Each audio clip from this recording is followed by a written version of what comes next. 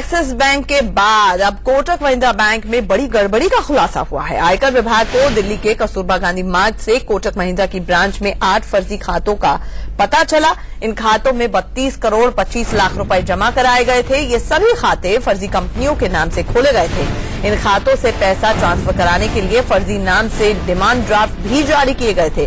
गड़बड़ी का खुलासा होने के बाद सभी डिमांड ड्राफ्ट को फ्रीज किया गया है। अब तक यहां से 39 करोड़ रुपए जब्त किए गए। कस्तूरबा गांधी मार्ग की कोटक महिंद्रा बैंक की इस ब्रांच पर आपको बता दें कि करीब 10 दिन पहले यहां पर छापेमारी की गई थी और छापेमारी के बाद ये बात पता चली कि यहां पर ड्राफ्ट्स के जरिए ब्लैक मनी को वाइट करने का काम चल रहा था और इसी के चलते यहां पर उन तमाम ड्राफ्ट्स को पहले फ्रीज किया गया और उसके बाद आगे की तफ्तीश शुरू की गई।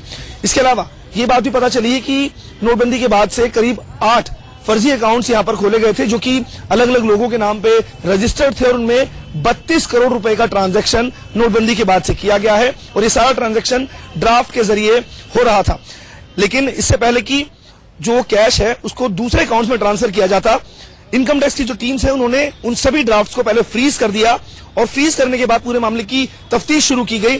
तफ्तीश के बाद यह पता चला कि ये सारा कैश बुलियन मार्केट से जुड़ा हुआ है, यानी कि सोने चांदी के व्यापार से जुड़ा हुआ है और सोने चांदी के व्यापार से नोटबंदी के बाद से जो भी कैश करीब 32 करोड़ के आसपास यहां पर जमा किया गया है वो सारा का सारा कैश यही माना जा रहा है कि सोने चांदी की को बेचने के बाद जो कैश आया था उसी के यहां पर ड्राफ्ट बनाए गए थे। कैमरा पर्सन अश्विनी कुमार के साथ नरेश विश्वानी, इंडिया न्यूज, दिल्ली।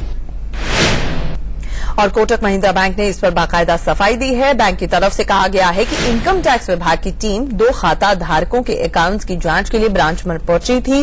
इन खातों में केवाईसी को लेकर कोई भी गड़बड़ी नहीं पाई गई।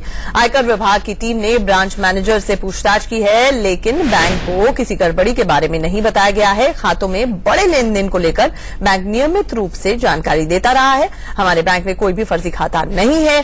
हम जांच में पूरी तरह से सहयोग कर रहे हैं।